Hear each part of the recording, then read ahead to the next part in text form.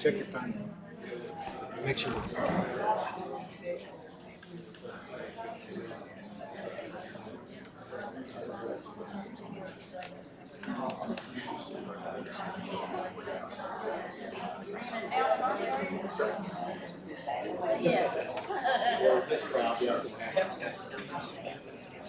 I go say you tomorrow.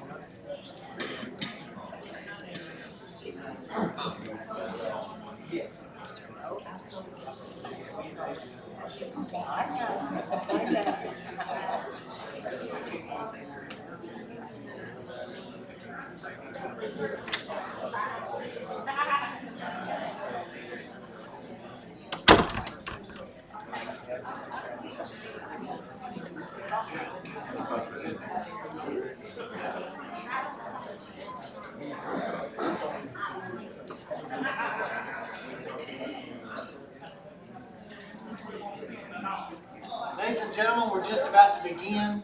If you have a cell phone in your pocket, please take it out. Make sure that it's off. Thank you.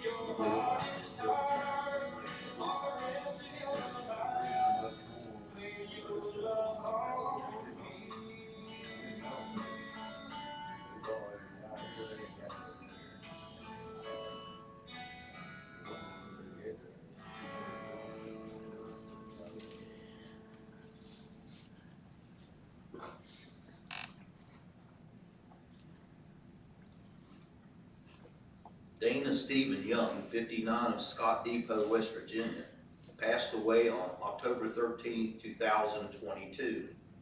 He was born on October 3rd, 1963, to the late Victor and Doris Young. Dana was a manager for Go-Mart for many years. He is survived by his fiancee, Melissa Farmer of Scott Depot, children, Cheyenne Farmer and Austin Anderson, Madison Farmer, grandchildren, Brady Anderson and Braxton Farmer, brothers, Michael Young and wife Kathy of Barbersville, and Scott Young and wife Janie of Altus, Oklahoma, nephew Justin Young and Dana, and their children Mason and Chloe, nieces Amy Carter and her children Benjamin Carter and Caleb Carter, Heather Jones and her husband Jeffrey, Christy Young and her son Dakota, Shannon Anderson, her husband Will, and their children Ethan and Madeline, cousins Roy Lee Warren, Carmen Johnson, Valerie Gayhart, and Jay Weimer, and many other extended family and friends. On behalf of the family, I would like to thank you for being here for the service for Dana Stephen Young, particularly his brothers Mike and Scott and their families, and his fiancee Melissa Farmer and her family. I wish to thank you for being here for a number of reasons, many of which you probably had not even thought about. And in order to do that, I want to share something with you that I tend to do this when you've been in ministry a long time. You don't want to draw up with ideas, so you see things lying around that you might use sometime, you just pick them up and stick them in your Bible or your pocket. And I found this at a funeral home, telling why we gathered here today, and it's one of the best I ever saw. It says funerals are for the living. The funeral service is for the living because it enables family and friends to gather and express their feelings.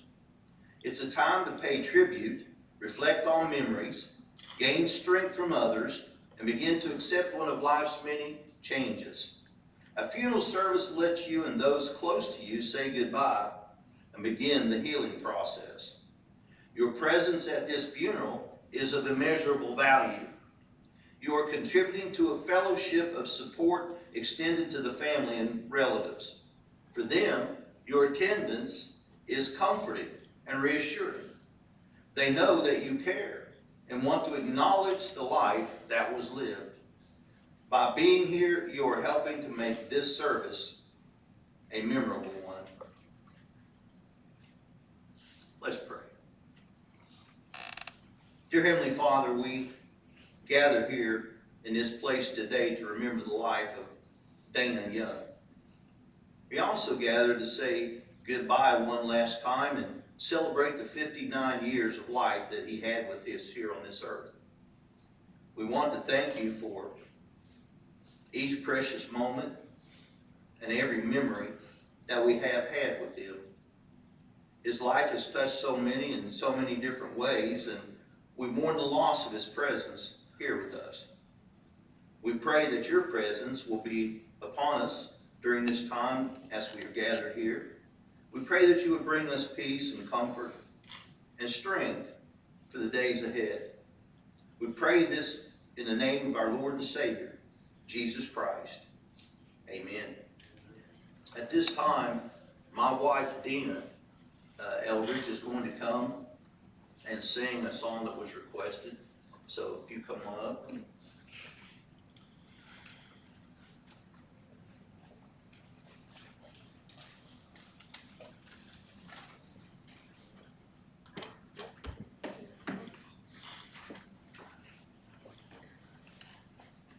No piano today, and I apologize ahead of time. Oh Lord my God, when I in awesome wonder consider all the worlds thy hands have made, I see the stars, I hear the rolling thunder, thy power throughout the universe displayed. Then sings my soul, my Savior God, to thee. How great thou art, how great thou art. Then sings my soul, my Savior God, to thee. How great thou art, how great thou art. And when I think of God, his Son not sparing, sent him to die, I scarce can take it in, that on the cross, my burden gladly bearing, he bled and died to take away my sin. Then sings my soul, my Savior God, to thee. How great thou art, how great thou art. Then sings my soul, my Savior God, to thee. How great thou art, how great thou art. When Christ shall come with shout of acclamation and take me home, what joy shall fill my heart? Then I shall bow in humble adoration and there proclaim, my God, how great thou art. Then sings my soul, my Savior God, to thee. How great thou art, how great thou art. Then sings my soul, my Savior God, to thee. How great thou art, how great thou art.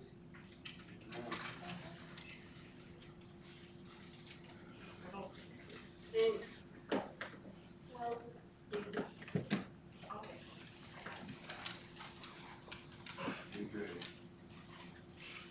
I was sitting in my church study after I talked to Kathy, and she asked if I would be available if necessary to speak today. And I told her I would absolutely do that if needed. But when I was sitting there thinking about what to say, sometimes people think things like just drop into the minds of preachers, I think, but often our fact that we're mere human beings kind of betrays us, and you kind of struggle and you wonder, what can you say at times like this? It's actually going to bring comfort and bring some kind of peace into someone's life. And so I thought about what I knew about Dana. And so I want to share a few thoughts of my own with you about what I knew of Dana. And I really didn't know Dana nearly as well as I knew Mike and Scott, because of course Mike is married to my sister Kathy, so very familiar with things about Mike. And Scott, well, I've known Scott since high school, and we went to Barbersville High School together. We played football, and he was my beat 'em up dummy, on the line, because 2 years ahead of him, so they stuck him out there as a sophomore and let me beat up on him in practice. So I knew him pretty well. But that's not all. We have had some interesting trips. We took a trip one time to the Kamichi Men's Clinic in Oklahoma. And that's a long drive, especially riding on top of all the gear in the back, where he rode. That's not where I rode, that's where he rode. But I performed Scott and Janie's wedding. Now, there are other stories I'm going to refrain from telling you because they're not the escapades you need to hear about. But let me quickly add, they were pre-preacher days. So my brother was telling me about a van he bought from Scott once, and a particular license plate it had on it. I will not go there. But I'm only saying, I know Scott and I know Mike. Dana I knew less well because he was somewhere around 9 years younger than me. So I really didn't know him as well. That's not to say that we didn't have time with Dana, because my mother's home was open to everybody. And anybody that walked through my mother's door became family. And Dana would come to dinners, Christmas, Thanksgiving. We had cookouts and picnics, and he would be there with his mom, Doris, and Lula May. I remember she came, and we had a lot of laughs, a lot of fun. It was a great time for all of us. And he had a great sense of humor, and he added some interesting thoughts into conversations, I thought. So I appreciated that. And I will say this, I think about the times I was around Dana and the family and when we were all together. They were enjoyable, and I would say if I classified them, I call them good times. And so I always appreciated Dana. As I said, didn't know him as well, but always appreciated being around him. Now that's some of my thoughts. I'd like to take a moment and offer an opportunity for anyone who's here this morning that would like to just stand up if you have a thought you'd like to share about Dana with everyone that's on your heart and mind. I'd like to take a moment for you of that opportunity. So if anyone would like to, just stand up right where you are and say something if you'd like to do that.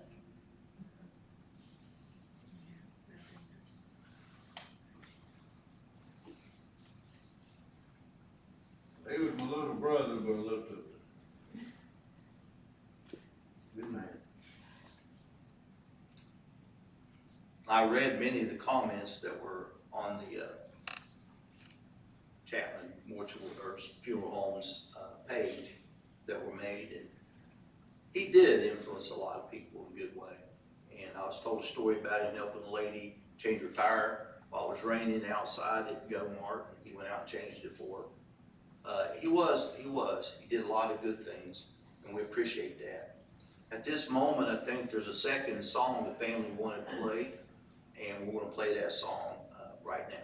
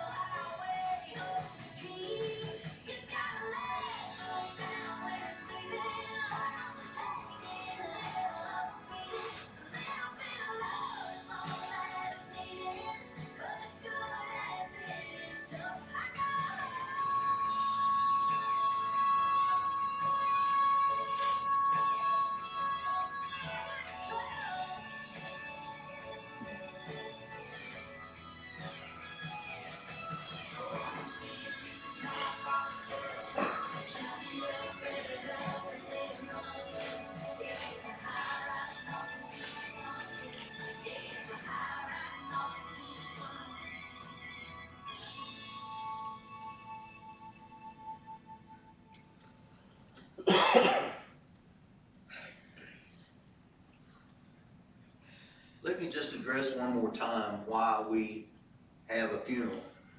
Why do we have a gathering like this? We come together like this because we want to pay a tribute in respect for a loved one, a friend, someone we cared about, and their family. I don't know who Dana was to you. I don't know what he meant to you, but it was something, or you wouldn't be here. No one can preach another person's funeral. I always get asked that question, will you preach this funeral for someone? And I really be honest with you, I can't preach a funeral for that individual that's gone on. That's because your life preaches your funeral. Dana already preached his life story. We come in this world, we're a blank book. We fill it up page after page after page. There's story after story that our life goes into that book. God knows every bit of it. And then on October 13th, 2022, God wrote the end to the story and closed the book and took the book back to himself for his keeping. Solomon wrote these words in Ecclesiastes chapter 12 and verse 7. He said, then the dust will return to the earth as it was, and the spirit will return to God who gave it. So the truth is, funerals are really for the living. That's who they're for. That's the primary reason we're gathered here. Because we come together, and some people might wonder, why were you giving up part of your day to come and sit to listen to some preacher? Why would you do that? Well, it's because some of us are aware of a very important truth and fact. God and God alone can provide the comfort that we need in these times. The Apostle Paul wrote in 2 Corinthians chapter 1, he said, blessed be the God and Father of our Lord Jesus Christ, the Father of mercies and God of all comfort. See, comfort is in God's hands. It's in his realm. And I know this, though, regardless of how deep or how personal your faith may be in God. Maybe you trust wholly in his love and his mercy and his grace. I'm still going to tell you, it hurts and it stings deeply when we have a sense of loss for someone that's left our presence. All of us have an aching void when that happens. We feel the separation from our loved one, our friend, our neighbor, that individual. We miss things very deeply. Things like companionship, the sound of their voice, that distinctive smell of their presence. You know, for years and years and years after my dad died, every time I smelled one of those cheap cigars, I thought of my dad. Just instantly. We have distinct smells about a person's presence. The empty spot in that sofa or that chair where they sat every day. All those things make us grieve, and we grieve deeply because of those things. So it's at times like this that we need to rally around our family and our friends. We need their presence with us. And I'm always trying to encourage others, and I would say to Mike and to Scott, And to Melissa, who have families and friends, please let them into your lives at this time. You need that. It's important. And pray for others as well, friends. Those of you that are here, pray for them. Pray for their family members. Keep in regular contact with them if you can in upcoming days, over the weeks, even years. You need to realize that grieving is not a process that starts and ends. It's a journey for the rest of your life. And it never goes away. Oh, it gets better, but it never ends. And there's something beautiful, and one might even say a spark of the divine in those expressions of sympathy that people offer, those small acts of kindness, those times of being present just when they need to feel the touch of a family or a friend or a neighbor. So that's meaningful, that's special, and it's powerful what it can do. Now I need to tell you this because it's absolutely true.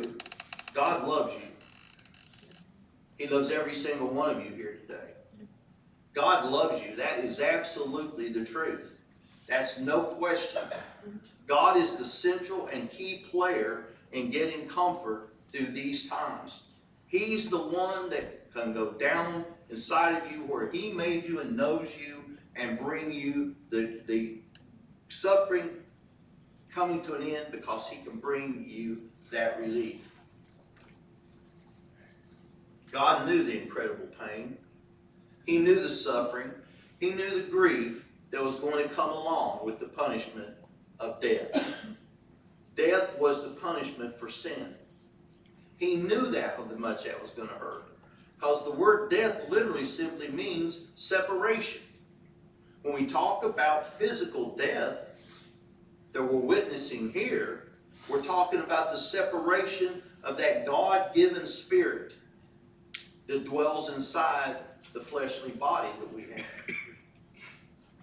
But there's another death, spiritual death, and that is far worse and far more frightening.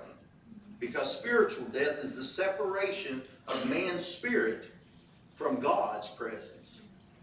How did God know this pain, and how did He feel this grief? Well, I can tell you how He knew. God the Father looked down and watched the Roman soldiers beat and torture and execute by crucifixion His Son, Jesus. So He knows. This is not foreign to Him. He knows that pain. He knows that suffering.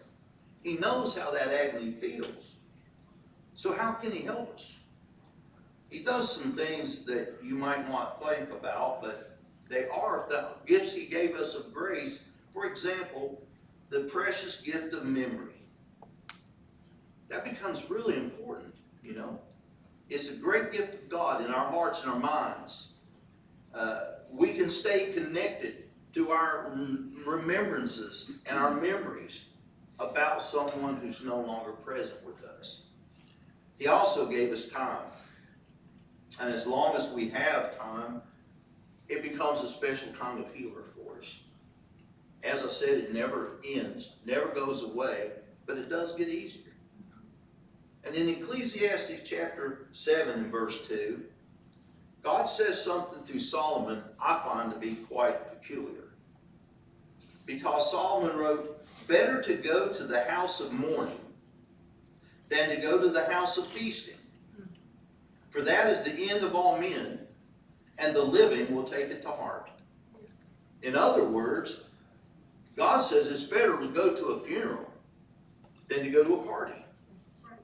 It's better to go to the cemetery than it is to go to an athletic event or a concert. And you might be thinking, that's absurd. Why? How can that be true? Why would God ever say such a thing? I mean, Solomon said it because God inspired him to write it. It's because the most crucial of all decisions that we ever make in this life is whether or not we will allow God's grace to be taken into our lives, or we will reject it. That's what life is all about. That decision. And everything hangs in the balance. Every eternal thing hangs in the balance of the decision we make. Solomon wanted you to know something. You need to be ready for that summons that calls everyone from this life. Because everyone in this room will receive that summons. Death will catch up with all of us. Yes. And we need to be prepared. Because the Apostle Paul wrote in Romans 3:23, all have sinned and fall short of the glory of God. And that word all includes literally all. And then he wrote in chapter 6 of Romans at verse 23, the wages of sin is death. But there is hope. And God put that within each and every one of us. And again, we're back listening to Solomon in Ecclesiastes chapter 3 and verse 11. He said he has made everything in its time, beautiful in its time. Also, he has put eternity in their hearts. Every single human being has this hole in their soul. It's there. And there is something going on all the time that's important to know. God is calling that spirit back. He's going to take it back. He gave it, he'll take it back. And when he does, we return to God and we face God face to face for everything we've done on this earth. The good, the bad. And that's what I meant when I said it's a test. It really is. James chapter 1 verse 12, James says, blessed is the one who perseveres under trial, because having stood the test, that person will receive the crown of life that the Lord has promised to those who love him. This test is not a test with a grade. This test is not a comparison scoring. There's no bell curve. You know, like I can look for a really horrible individual, so I'm not so bad. Look how bad that individual is. That's irrelevant. It's not any test like that. This test is a simple pass or fail. If you want to look deeper, it's literally heaven or hell. That's the test. And we have to go back to God to answer for how we lived here. In Hebrews 9:27 and 28, it says, it is appointed for men to die once, but after this, the judgment. You die, then the judgment. He said, so Christ was offered once to bear the sins of men. To those who eagerly wait for him, he will appear a second time apart from sin for salvation. God does love us all. He loves each and every one of us. He wants every person he ever created to come to be with him forever. He wants that. But you have to remember something. God is holy. God is righteous. God is just. And that means something like this. God will make no exceptions to his rules concerning those who can go to heaven and those who will go to hell. He makes no exceptions. Therefore, God will call us all out of this life through physical death. We all have to then face a righteous judgment. That is critically important. God does love us. We've known that since creation. God has always loved us. And he wants us all to have the paradise he created. But God has appointed death to each of us. We already know that summons came to Dana. It came on Thursday, October 13th, 2022. Your summons is coming. My summons is coming.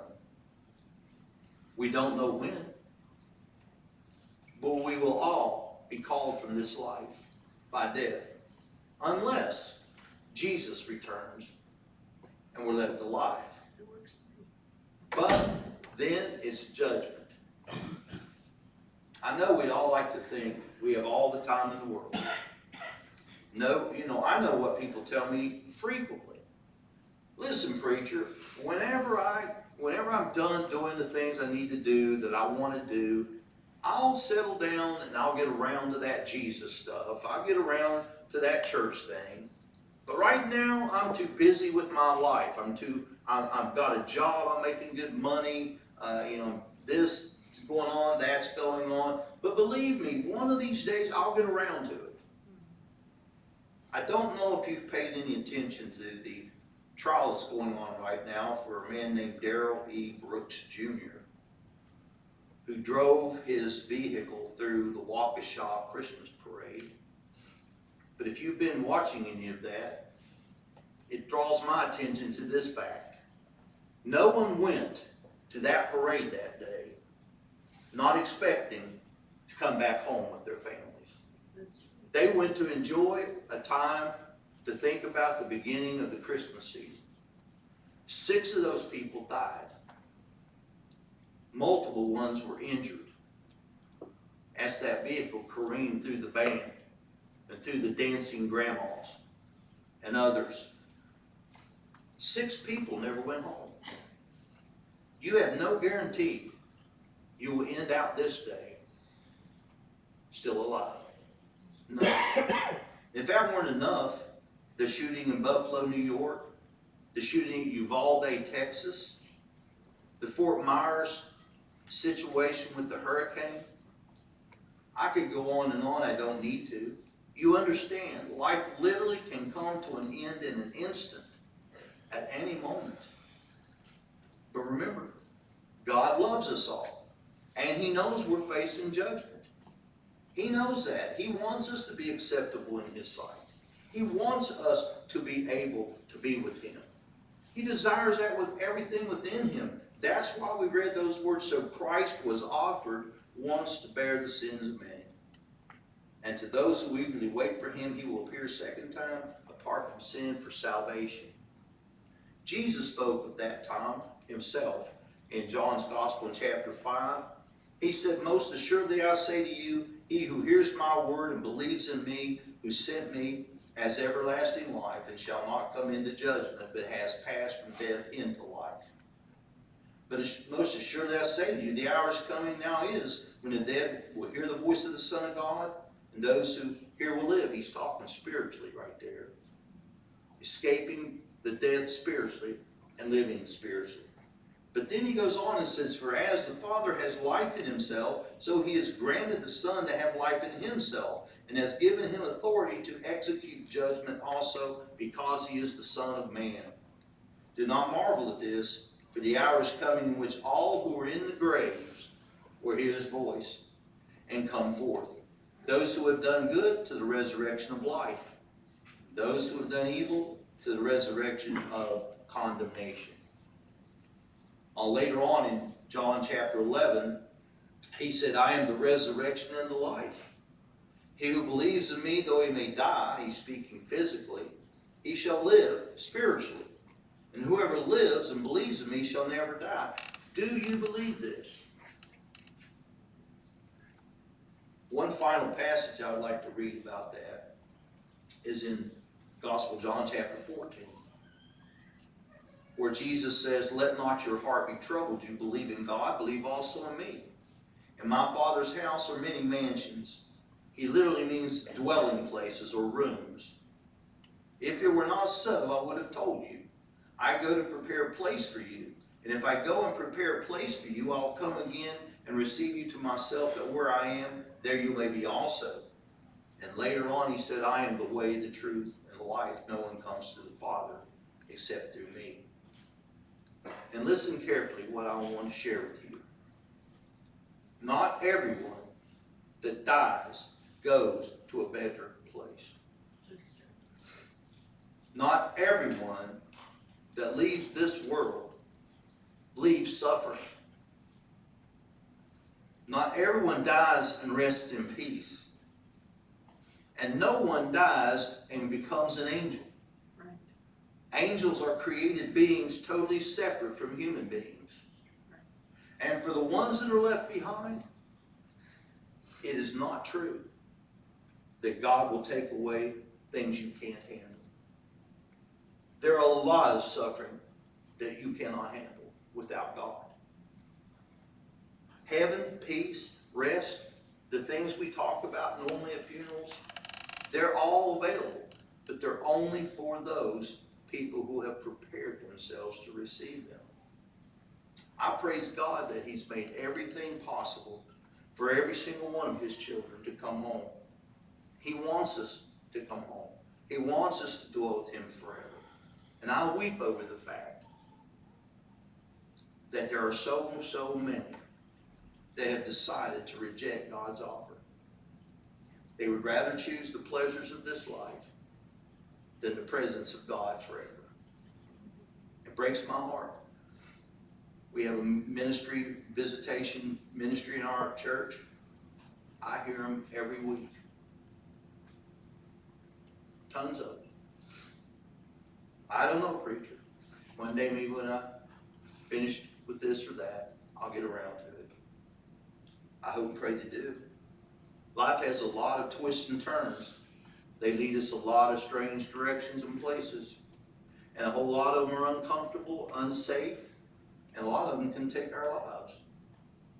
And God wants us to be sure we're making a preparation for that next life. And to do that, we have to make peace with God. And that means we have to place our faith and our trust in Him. And we have to make an obedient response to His offer. And that obedient response comes by repenting of our sins, confessing Jesus as Lord, being baptized into Jesus Christ, where He can forgive our sins and give us the gift of the Holy Spirit. And then He can be with us, present in us, for our rest of our journey in this life. There's no other way to be worthy of heaven than to being in Jesus Christ. Paul said in 2 Corinthians 5:21, He made Him who knew no sin to become sin for us, that we might be the righteousness of God in Him. And then we are worthy and able to enter heaven. We have to do our best. That's what we have to do. Be faithful to our God. And hear me, I pray everything is well with Dana's soul. I'm not his judge. I pray it is. I pray that he was prepared and ready to meet his God. That's not my call. God knows. But I'm speaking to you, and you're living, and you have opportunities to make decisions. And for those that are still here, here are the last words I want to share of Solomon. Ecclesiastes chapter 12, when he concluded his entire thoughts, he said, "Let us hear the conclusion of the whole matter. Fear God and keep His commandments, for this is man's all. For God will bring every work into judgment, including every secret thing, whether good or evil. Please make sure you're prepared for the time of your summons of death to leave this world. Be prepared if you're living when Jesus returns. Either way, just be certain you're prepared for your eternal home in heaven, because heaven and hell hang in that balance." Let's pray. Heavenly Father, we are sorrowed by what brought us to this place today. Father, we are going to miss Dana, and I know Melissa and her family, and Mike and Scott are going to miss him desperately. I know there's an empty place that is never really going to be filled by anything else. It's going to be a journey. They're going to need help. And I'm grateful that they have families and friends, and neighbors, acquaintances to care about them, that have shown up today to show them that. Be with them to be humble and allow others to help them. Most of all, I pray for their preparedness with you, Father. I pray they're making provision through Jesus Christ to come home and be in your home forever. I pray, Father, for those that have decisions they yet need to make, that you would trouble their heart through the Spirit, that they would want to find those answers and make those preparations. Either way, Lord, as we leave this place, I pray you go with us. And your presence is very real to us. And you give comfort, you give rest, and you give peace. Pray these things, Father, in Jesus' name. Amen.